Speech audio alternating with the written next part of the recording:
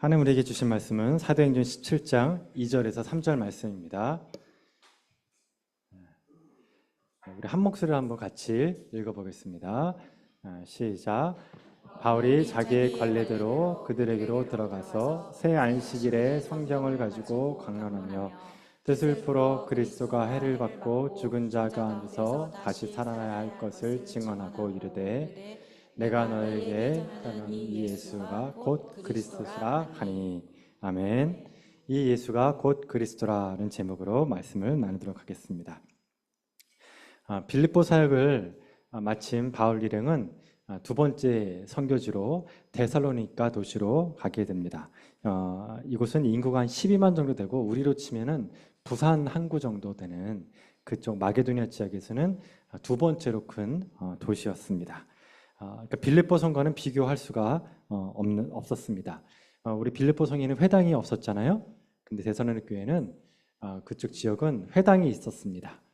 지금도 그렇지만 유대인들은 돈이 모이는 곳에 항상 있지 않습니까? 여기도 당시에 아주 큰 도시였기 때문에 유대인들이 모여있던 집성촌 같은 곳이 있었다는 뜻입니다. 그런데 이들을 향해서 복음을 전했습니다. 회당에서 전했는데 누가 그 복음을 받는지 4절 말씀에 나옵니다. 한번 볼까요? 4절 말씀에 회당에서 복음을 전했는데 그 말씀을 받은 사람이 나오죠. 자, 같이 한번 읽어보겠습니다. 시작. 그 중에 어떤 사람 곧 경건한 헬라인의 큰 무리와 적지 않은 귀부인도 권함을 받고 바울과 실라를 여기다 누가 그 회당에서 누가 예수님을 믿는다고 그래 나옵니까? 경건한 헬라인, 그 다음에 귀부인. 우리 여기서 경건한 헬라인이라는 개념 우리가 잘 알고 있죠. 누구죠? 이방인인데 할례는 받지 않고 율법도 지키지 않으면서 그냥 하나님을 믿는 그런 사람들이다라고 그랬습니다.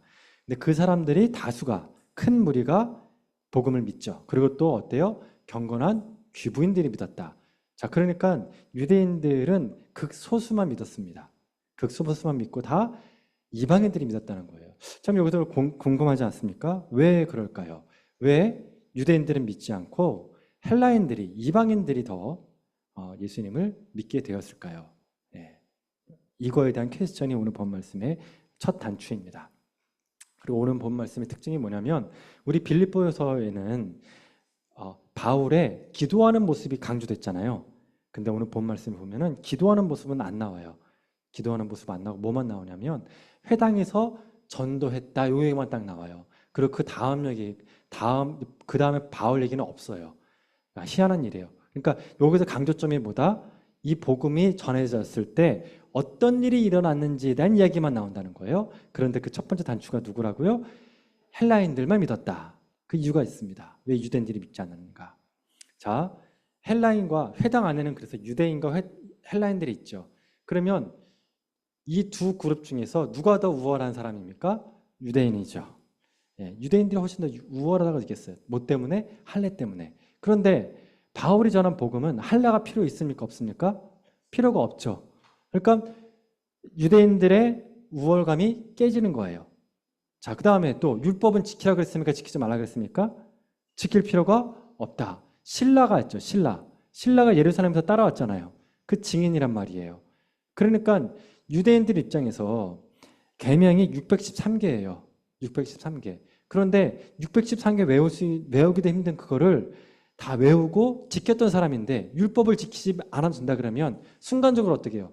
자기가 그동안 공부하고 배웠던 자기의 의의가, 유대인들이 갖던 그 의의가 어떻게 돼요? 순간적으로 사라지겠죠. 사라지는 거예요. 그러니까 우월감도 사라지고 나의 의의와 지식이 사라지는 거예요.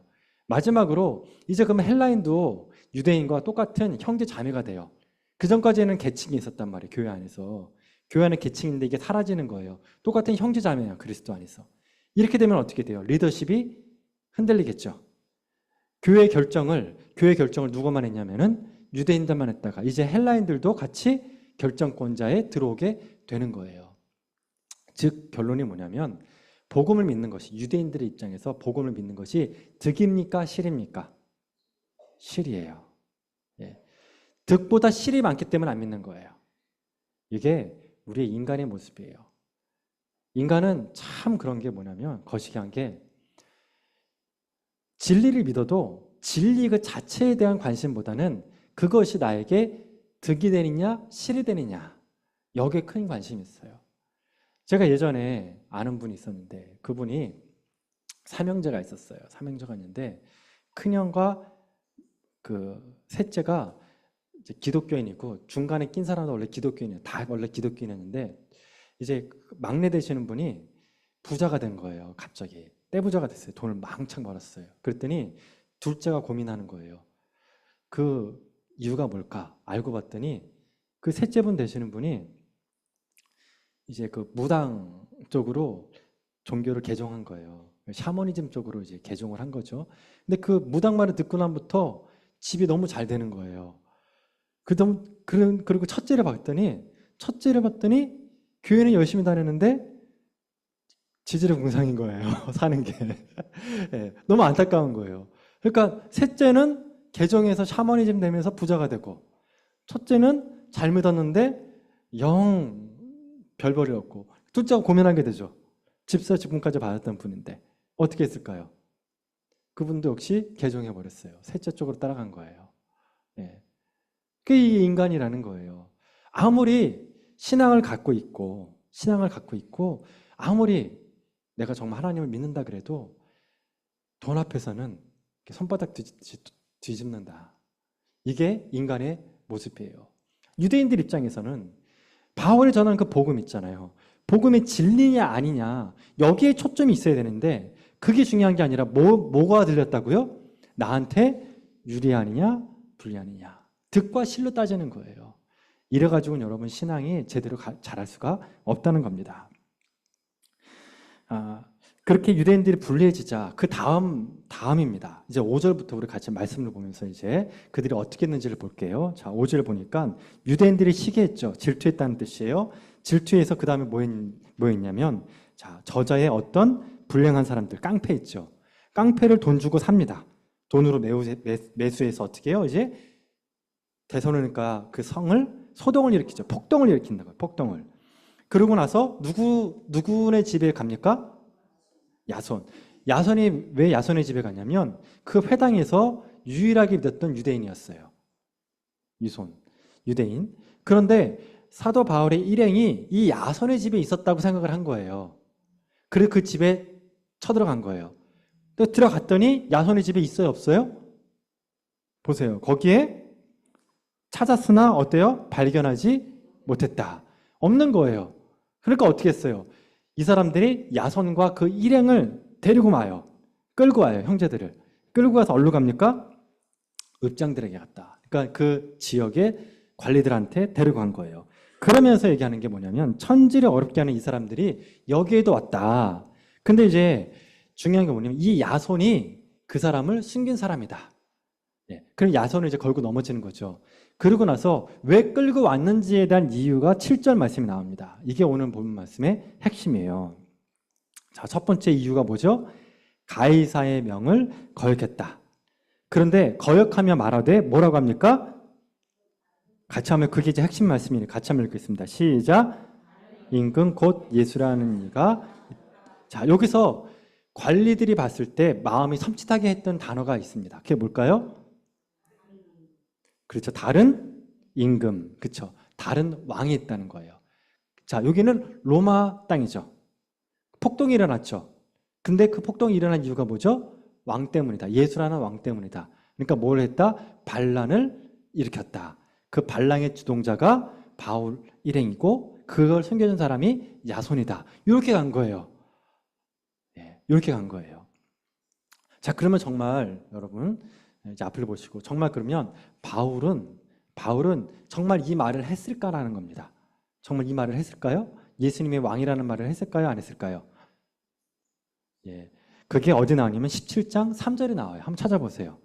예, 왕이라는 말이 나오는지 안 나오는지 한번 보겠습니다.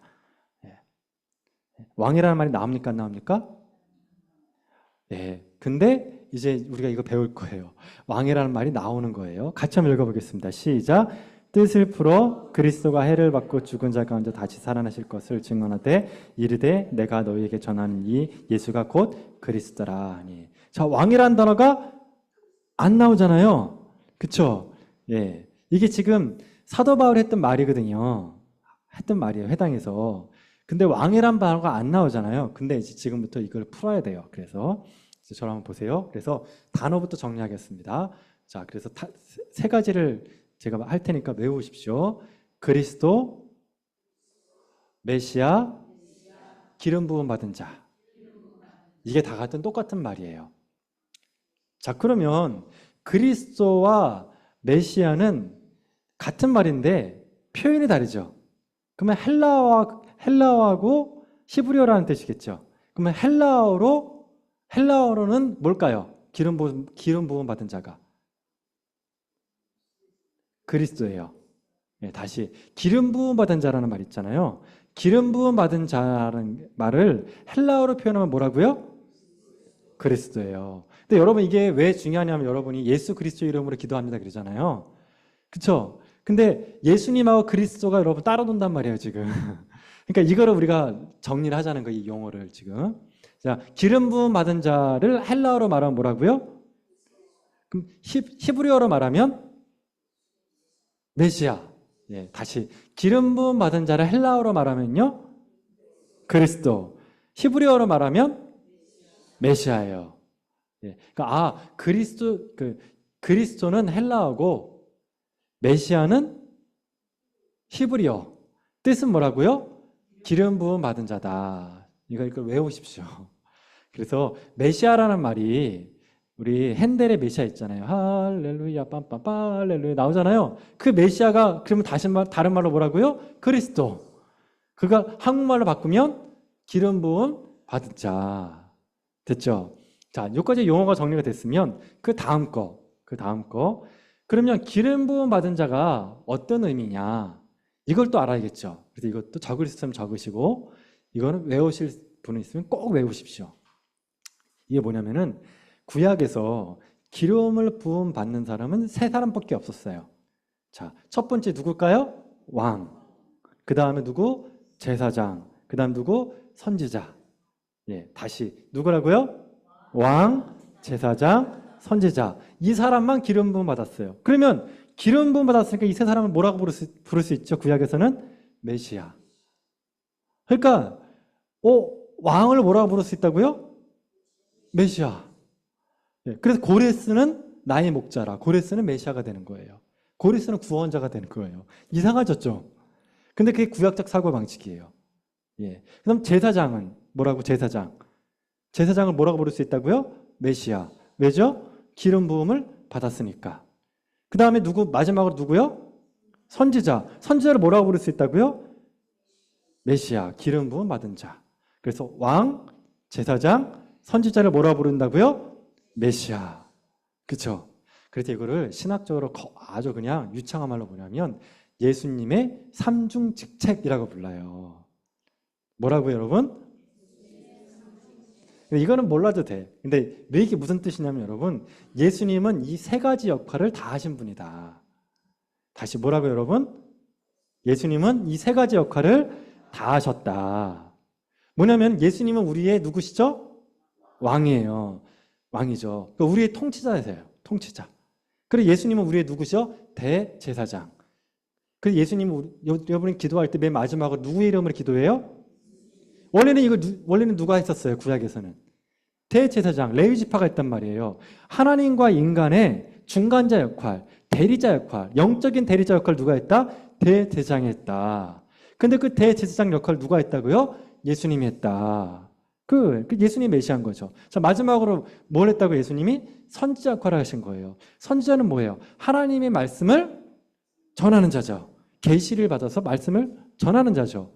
근데 예수님이 어떻게 했어요? 이 땅에 와가지고 율법을 완성하시고 새 계명, 하나님의 뜻을 주셨잖아요. 그러니까 예수님은 우리의 누구다? 선지자, 메시아예요.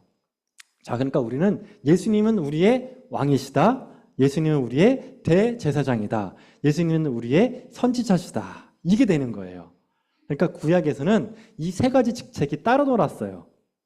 왕이 있었고 대제사장이 있었고 선지자가 있었습니다. 근데 이 세 사람들은 이 메시아 역할을 하려고 했던 그 사람들은 성공했습니까? 실패했습니까? 자, 왕 중에서 제일 훌륭한 왕이 누구예요? 다윗이죠. 근데 다윗 왕은 죄를 이겼습니까? 죄에서 넘어졌습니까? 넘어졌죠. 실패한 사람이란 말이에요. 자, 레위 대제사장들 타락했습니까? 안 했습니까? 타락했죠. 자, 엘리야 선지자 훌륭하죠. 하지만 어때요? 주님, 절 좀 죽여주십시오. 절 데려가 달라고 어떻게 해요? 죽기를 청하죠. 어때요? 성공했어요? 실패했어요? 실패했어요. 온전하지가 않죠. 그렇죠? 그래서 구약의 메시아는 구약에서 보냈던 그 구원자로서 보냈던 그 메시아는 왕이었던 사람, 대제사장이었던 사람, 선지자였던 사람들은 다 성공했습니까? 실패했습니까? 실패했다. 그런데 예수님은 그 세 가지 역할을 다 어떻게 했다? 성공했다. 그래서 예수님이 우리의 구원자 메시아다. 이게 되는 거예요. 자, 어떻게 정리가 됐습니까? 예, 정리가 됐죠? 그래서 우리가 예수님이 우리의 메시아라는 말이 이 세 가지 역할을 다 하셨기 때문에 어떻게 성공적으로 하셨기 때문에 우리가 그렇게 얘기할 수가 있다는 말씀입니다. 자, 그러니까 자, 여기서 이제 자, 그러면 제자들을 보겠습니다. 제자들은 예수님을 메시아로 생각했을까요? 안 했을까요? 이제 이것도 헷갈리죠. 그렇죠, 여러분? 그러니까 근데 여기서 이제 한 가지 키포인트가 뭐냐면은 예수님이 오셨을 당시에 유대인들은 메시아를 기다렸어요. 근데 그 메시아는 왕으로서의 메시아예요. 그럼 제자들이 예수님을 볼 때 누구로 봤겠냐? 메시아로 봤죠. 그렇죠? 그럼 뭐로 봤다? 왕으로 본 거예요. 그 증거가 어디 있냐면 요한복음 1장 40절 찾아보겠습니다. 요한복음 1장 40절입니다.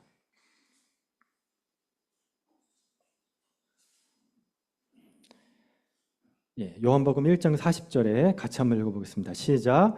요한의 말을 듣고 예수를 따르는 두 사람 중에 하나인 시몬 베드로의 형제 안드레. 자, 여기 두 명 나오죠? 베드로와 안드레. 자, 그 안드레가 41절에 뭐라고 하는지 볼까요?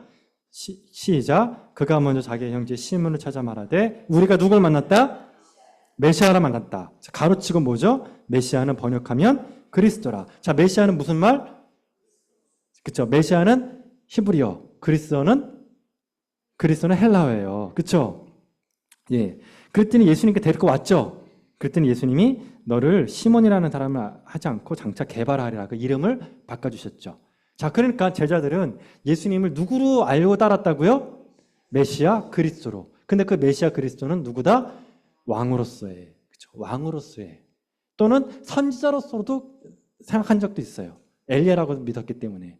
예. 자, 이걸 가지고 자, 그러면 그 다음 내용으로 한번 갈게요. 자, 그러고 나서 우리 마태복음 유명한 말씀, 마태복음 16장을 하겠습니다. 예, 마태복음 16장. 예, 마태복음 16장. 네, 피셨습니까? 예. 자, 피고 저로 한번 이제 보겠습니다. 예, 근데 여러분 좀 너무 감사한 게 이게 약간 어려울 수 있는 거예요. 어려울 수 있는데 여러분이 너무 잘 들어줘서 감사하고요.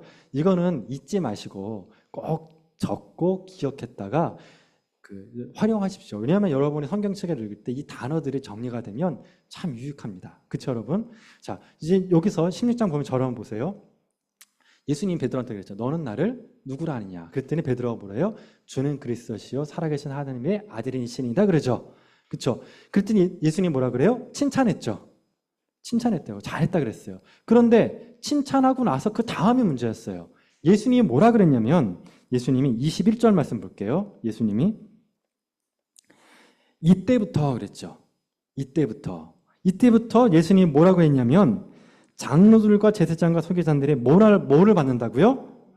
고난을 받아 죽임을 당하고 제3의 살아보다 고난받고 죽음받고 부활한다. 다시 뭐 한다고요? 고난받고 죽고 살아난다.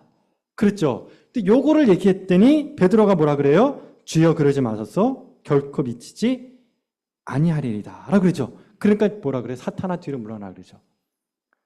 자, 그게 여기서 이제 저를 보세요. 이게 핵심이에요. 뭐냐면은 예수님의 메시아인 줄 알고 따랐어요. 그리고 신앙 고백 어때? 문제 있습니까? 없습니까? 없어요. 칭찬했단 말이에요. 그런데 예수님이 무슨 말씀을 했을 때 사탄아 뒤로 물러나라 그랬습니까? 고난받는 걸로. 그쵸? 고난받는 거. 그러니까 예수님이 고난받는다는 그 말 때문에 베드로가 뭘 했어요? 말렸죠. 그럴 수는 없다고. 자, 그러니까 베드로는 메시아를 받아들였죠. 근데 어떤 메시아는 받아들이지 않은 거죠? 고난받는 메시아. 그러니까 메시아는 받아들인 거예요. 왕으로서, 다윗의 아들로서 오시는, 자녀로서 오시는, 후손으로 오시는 메시아는 받아들였는데, 왕으로 오시는 분. 근데 어떤 메시아는 받아들일 수가 없다? 고난받는 메시아는 받아들일 수가 없었던 거예요. 영광의 메시아는 받아들일 수 있었는데, 고난받는 메시아는 받아들일 수가 없었던 겁니다. 이 말씀, 그러면 여러분, 이 고난받는 이 메시아는, 고통당하는 메시아, 이 메시아는 그러면 구약에서 어디에 나올까? 제일 먼저 나오는 데가 어딜 것 같아요, 여러분? 제일 먼저 나오는 게 그게 창세기 말씀이에요. 한번 찾아볼게요. 창세기 3장 15절 말씀이에요. 창세기 3장 15절 말씀.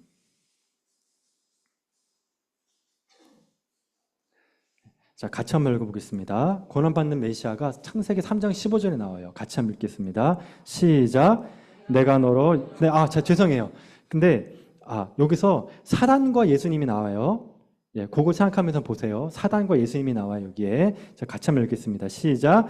내가 너로 여자와 원수가 되게 하고, 내 후손도 여자의 후손과 원수가 되게 하느니, 여자의 후손은 내 머리를 상하게 할 것이요, 너는 그의 발꿈치를 상하게 할 것이라. 자, 사단이 누굴까요? 너. 내가 너로 할 때 그 너가 누구라고요? 사단이라고요. 네. 너가 누구라고요, 여러분? 사단이에요. 그렇죠? 그러고 나서 여자의 후손은 내 머리를 상하게 한다 그랬죠.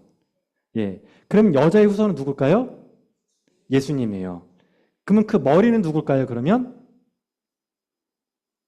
사단의 머리예요. 근데 그 사단, 마지막에 너는, 그 사단은 누구의 발꿈치를 상하게 만듭니까? 예수님의 발꿈치를 상하게 해요. 즉, 그게 뭐냐면 예수님은 사단의 머리를 상하게 하고, 다시 예수님은 사단의 머리를 상하게 하죠. 사단은 예수님의 뭐를 상하게 한다? 발꿈치를 상한다. 고난받는 메시아. 사단에 의해서 고난받는 메시아가 나오죠. 자, 그러니까 여러분, 고난받는 메시아는 언제부터 나온다? 창세기 3장부터. 이 창세기 3장은 언제입니까? 아담과 하와가 선악과를 따먹은 다음부터, 직전부터 나오는 거예요. 그러니까 하나님께서는 메시아를 예언하셨을 때, 구원자를 우리에게 주실 때 처음부터 이거를 디자인하신 거예요. 계획하신 거예요. 고난받는 메시아를. 근데 여러분, 왜 제가 이렇게 장황하게 고난받는 메시아에 대해서 쭉 설명을 했는지 그 이유가 나옵니다. 그 이유가 뭐냐면은, 먼저 이 질문에 한번 답 보십시오. 여러분은 예수님을 더 깊이 알기 원하십니까? 다시, 여러분은 예수님을 더 깊이 알기 원하십니까? 그렇다면 여러분, 뭘 알아야 되냐면, 고난받는 예수님이 누군지를 알아야 돼요. 고난받는 예수님이 누군지를 알면, 그러면 내가 누군지 알아요. 다시요. 여러분, 고난받는 예수님을 알면 누구를 안다고요? 고난받는 예수님을 알면 누구를 안다고요? 나를 알게 되는 거예요. 그러면 고난받는 예수님을 모르면 뭐가 안 풀리냐면, 고난당하는 내가 안 풀리는 거예요. 그게 어디냐면 이사야 53장에 나오는 거예요. 여러분 잘 아는 말씀. 한번 찾아볼게요. 이사야 53장 말씀. 이사야 53장 5절 6절입니다. 이사야 53장 5절 6절. 여기에서 우리라는 단어가 계속 나오는데, 이 우리라는 단어를 나라로 바꾸시기 바랍니다. 나로. 우리라는 단어를 뭐로 바꾸라고요? 나로 바꾸세요. 자, 그래서 한번 읽어보겠습니다. 같이. 자, 큰 목소리로 한번 읽어보겠습니다. 자, 우리를 나로 바꾸세요. 시작. 그가 찔림은 나의 허물 때문이요, 그가 상함은 나의 죄악 때문이라. 그가 징계를 받음으로 나는 평화를 누리고, 그가 책찍에 맞음으로 나는 나음을 받았도다. 나는 다 양 같아서 그릇 행하여 각기 제갈길을 갔것은 여호와께서 나의 모든 죄악을 그에게 담당시키셨도다. 그쵸? 예수님의 고난이 누구의 고난과 연결된다고요? 그쵸? 예수님과 내가 연결이 된다는 거예요. 그래서 여러분 우리가 예수님을 이해한다면 고난받는 예수님을 이해해야 돼요. 그리고 고난받는 예수님을 묵상하게 되면 내 고난의 문제가 예수님 안에서 풀리는 거예요. 이것을 거부하면 영광의 그리스도, 영광의 메시아만 여러분이 믿게 되면 여러분의 고난은 풀릴 수가 없습니다. 예수님 안에서. 즉, 첫 번째 우리가 기억해야 될 것이 바로 예수님 고난을 이해하는 것이 나를 이해하는 것이라는 거고, 그 다음에 두 번째 이제 말씀을 마치겠습니다. 두 번째로 해야 될 게 뭐냐면 예수님을 따르라면, 다시 뭐라고요? 예수님을 따라가라면 고난을 당할 수밖에 없다는 거예요. 자, 다시 예수님을 아는 게 누구 아는 거다? 나를 아는 거예요. 그럼 예수님의 고난을 알면 뭘 알죠? 나의 고난을 알아요. 해석이 되는 거예요. 그리고 예수님을 따라가려면 뭐를 감당해야 된다고요? 고난을 감당해야 돼요. 그게 어떤 말씀이에요? 오늘 아까 했던 마태복음 16장 말씀의 끝에 나와요. 뭐라고 하냐면 누구든지 나를 따라오라거든 그래요. 베드로한테. 뭐라고 합니까? 자기를 부인하고 자기 십자가를 지고 나를 따를 것이니라. 자기를 부인하고 자기 십자가를 지고 나를 따를 것이니라. 제가 찬송가 중에 좋아하는 찬송이 뭐냐면 십자가 권병되어야 돼요. 거기 보면 나의 주 그리스도, 그쵸? 나의 주 나를 속량했으니, 뭐죠? 나를 대속했으니, 구속했으니, 나를 구원해 주셨으니. 자, 구원받은 사람이 그 다음에 해야 할 게 뭐였습니까? 나를 속량했으니 나 십자가를 벗은 후. 자, 벗었다는 말이에요. 뭐예요? 갔다는 말이죠. 자기 십자가를 지고 갔다는 거죠. 그리고 나서 뭐를 받습니까? 뭐를 받아요? 면류관을 받는 거예요. 자, 맨 처음에 뭘 했어요? 구속을 받았죠. 그 다음에 십자가를 지었죠. 그 다음에 어때? 십자가를 벗었죠. 그 다음에 어떻게 했어요? 면류관을 받는 거예요. 영광의 마지막인 거예요. 그러니까 영광을 얻기 위해서는 우리가 뭘 통과해야 됩니까? 십자가를 통과하는 거예요. 고난을 통과하는 거예요. 누구와 함께? 예수님과 함께예요. 예수님이 나를 따라오라 했을 때 많은 사람들이 예수님 따라가려고 그랬었어요. 그랬더니 예수님 뭐라 그래요? 나의 오는 길이 그렇게 좋은 길이 아니야. 난 머리 둘 곳도 없어. 힘들 거야 라고 미리 알려주잖아요. 알고 와 라고 했죠. 그랬더니 여러분, 예수님을 따라간다는 것은 그래서 자기를 부인하고 십자가를 지는 것이다. 여러분의 삶의 무게를 가지고, 내게 주어진 삶의 무게를 가지고 주님을 따라가는 거예요. 이제 예화 하나 드리고 마치도록 하겠습니다. 여러분 잘 알고 있는 그 이지선 자매 알고 있죠? 예, 23살에 화상을 당했어요. 50% 이상, 그러니까 상반신이 다 불에 타버린 거예요. 근데 그 오빠가 그걸 빼가지고 살렸어요. 근데 3도 이상이에요. 근데 의사가 죽는다고 했는데 기적적으로 이제 살아났습니다. 근데 의사가 이제 그랬어요. 이제 다 타가지고 사람이 이제 사람 구실 못할 거라고. 그런데 뭐 여러분 최근에 봤습니까? 그분이 지금도 사람 구실하고 살아요. 어디죠? 한동대 교수로 있었다가 지금은 이제 이대 교수님으로 이제 갔어요. 근데 이분이 이제 자살하려고 했었어요. 너무 괴로우니까. 눈을 이제 감을 수가 없는 거예요. 이게 다 말려가지고. 그다음 입도 이게 다치질 않아요. 말려가지고 다 타가지고. 너무 괴로우니까 이분이 자살하려고 그랬었어요. 둘 중에 하나였대요. 내가 옥상에 갈 것인가, 교회 갈 것인가. 예, 갈림길이 있었대요. 옥상에 가지 않고 이제 주님께 갔죠. 근데 그거를 가게 했던 결정적 계기가 있어요. 그게 뭐냐면 자살하려고 해서 죽었으면 좋겠다 했던, 그거를 막았던 분이 누구냐면 그분의 엄마예요. 엄마가 뭐냐면 다니엘 기도. 에스겔 기도했었어요. 에스겔 기도. 그게 뭐냐면 마른 뼈 환상 있잖아요. 마른 뼈가 어떻게 됐어요? 마른 뼈에서 거기에 심줄이 붙고 살이 붙고 그 다음에 거기에 생기가 들어가면서 다시 살아나죠. 그러니까 엄마가 그 말씀을 딱 붙들고 기도한 거예요. 그리고 그 믿음으로 딸한테 준 거예요. 여러분 우리 지난주 수요일날 기도했잖아요. 말씀 읽었잖아요. 뭐죠? 내 믿음이 다 무너지면 누구 믿음으로 산다? 주변에 있는 사람 믿음으로 사는 거예요. 여러분 우리가 구원은 누구 믿음으로 구원받아요? 내 믿음으로 구원받잖아요. 근데 신앙생활은 누구 믿음으로도 가능해요? 주변 사람으로도 가능하단 말이에요. 지금도 여러분 사단은 불화살을 쏜단 말이죠. 그런데 그거를 내가 막을 수가 없어. 난 믿음의 방패가 없어요. 그건 누가 막아줘요?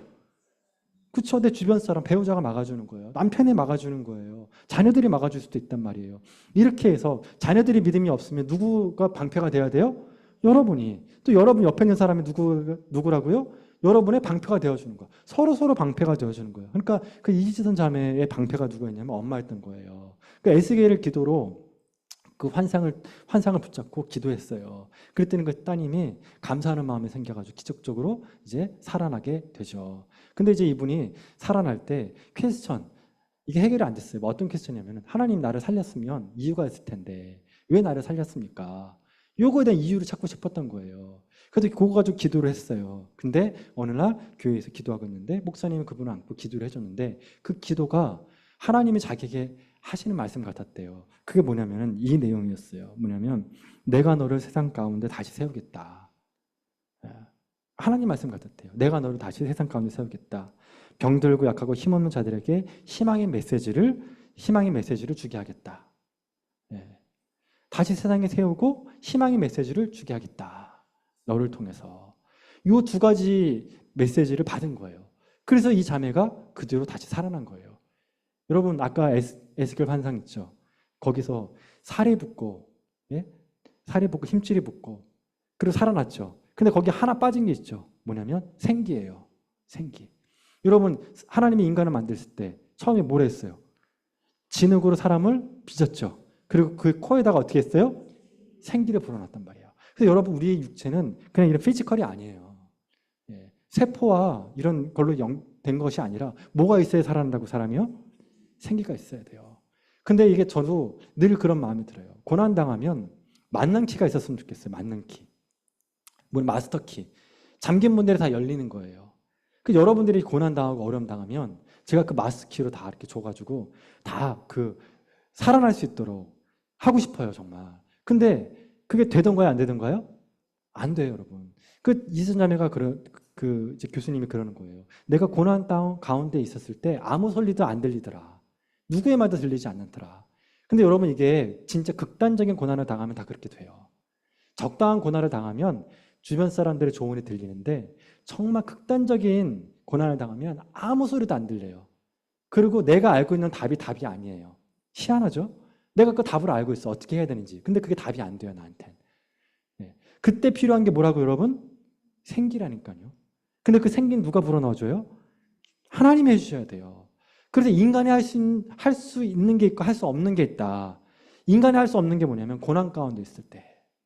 극단적인 고난 가운데 있을 때는 누가 살린다? 하나님이 살린다. 하나님의 음성밖에는 그 사람 살릴 수가 없어요. 하나님이 그 코에다가 다시 생기를 불어넣어줘야지만 그 사람이 일어난다는 거예요. 그러니까 우리가 할 일은 뭐냐면 그 사람이 다시 그 생기를 통해 하나님이 주는 생기를 통해 다시 살아났을 때 그때까지 어떻게 하면 된다? 방패로 지켜주는 거예요. 방패로. 죽지 않고 희망 잃지 않고 살 수 있도록 지켜주는 거예요. 하나님의 때가 될 때까지만. 그러면 어떻게 돼요? 버티면 하나님의 때에 그 사람 다시 생기로 살리신다. 믿으십니까? 우리 이런 마음으로 가지고 살아가는 거예요. 그런데 그때 언제? 근데 예수님 여러분, 우리가 여기 또 이제 마지막 핵심이에요. 예수님이 어떤 분이에요? 고난당했다고 봐요. 고난당하신 분이에요, 예수님은. 그쵸? 그러면 고난당하신 예수님은 나의 마음을 알까요, 모를까요? 알아요. 이재선 자매 마지막에 그랬어요. 어떤 기자가 물어봤대요. 자매님, 23살에 그렇게 돼 있는데 만약에 다시 23살로 돌아갈 수 있다면 돌아가시겠습니까? 여러분이라면 어떻게 하겠습니까?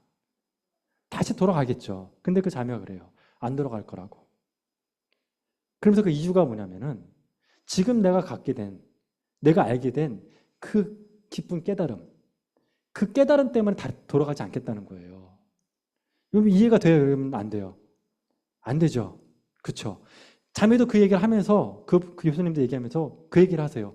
여러분 내가 지금 그 얘기를 하면 아마 안 믿을 거라고. 근데 나한테는 그게 맞다고. 그게 뭐냐면 여러분 이 고난이라는 문제는요. 고난은 정답이 없어. 정답이 없어요. 그 정답은 하나님과 나 안에서만의 정답이에요. 그래서 그 정답을 내가 아무리 설명해줘도 사람들이 잘 몰라요. 하나님 안에서만 풀리기 때문에 그 문제가. 이지선 자매가 그렇게 얘기한 거는 그 죽음의 고통을 넘어서지 않은 사람은 그걸 잘 이해를 못할 수도 있는 얘기예요. 뭐냐면 여러분, 우리의 육체는 어때요? 우리 육체는 언젠가는 썩죠. 그리고 언젠가는 어떻게 돼요? 다 화장당해요. 재로 간단 말이에요. 그러면 여러분, 이 육체는 영원하지 않잖아요. 근데 우리 안에 있는 보석은 어때요? 영원하잖아요. 그 여러분, 진리는 조건이 필요해요. 영원해야 돼요.